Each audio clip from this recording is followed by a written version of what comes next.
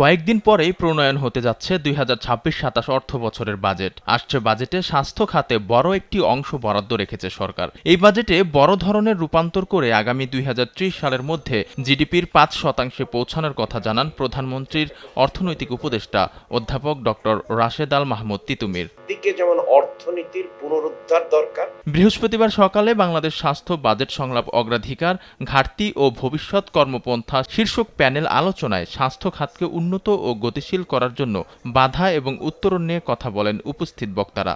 আমাদের যেহেতু এই সিস্টেমটা নাই, আমাদের সরকারি সিস্টেম আছে বাট সেটা ফাংশনাল না। তা আমাদের যদি প্রপার ডায়াগনোসিস করে তাহলে আমাদের ফিজিশিয়ানরা, নার্সরা এবং ফার্মাসিস্টরা খুব ভালো, তারা যথেষ্ট, কারণ তারা যে পরিমাণে রোগী হ্যান্ডেল করে বিদেশে কিন্তু সেই পরিমাণে রোগী হ্যান্ডেল করে না। হেলথের বর্তমান যে মেকানিজম আছে হেলথ ফাইন্যান্সিং এর, এই ফাইন্যান্সিং আপনি কখনোই 1%, 2%, 3% আপনি ইউটিলাইজ করতে পারবেন না। এ সময় উপদেষ্টা বলেন, দেশের স্বাস্থ্য খাতকে ঢেলে সাজাতে রাজধানী থেকে শুরু করে জেলা ও উপজেলার সব ক্ষেত্রে ডাক্তার, নার্স ও হেলথ কমপ্লেক্সের বেড বাড়ানো হবে। স্বাস্থ্য খাতে যা বরাদ্দ দেওয়া হয় সেই বরাদ্দ ব্যয় করা যায়। তাহলে এই পরিস্থিতির আমূল পরিবর্তন কিভাবে করবে, এবং সেদিকে আমরা যাচ্ছি।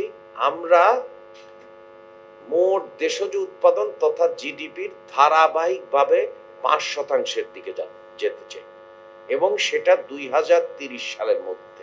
আগামী বাজেটে অযথা ব্যয় না করে সঠিকভাবে পরিচালনা করার তাগিদও দেন তিনি। উপজেলা স্বাস্থ্য কমপ্লেক্সকে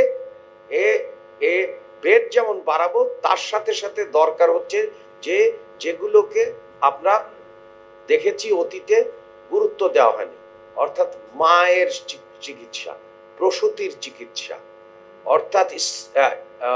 অর্থাৎ আমাদেরকে পেডিয়াট্রিক্সের দিকে যেতে হবে।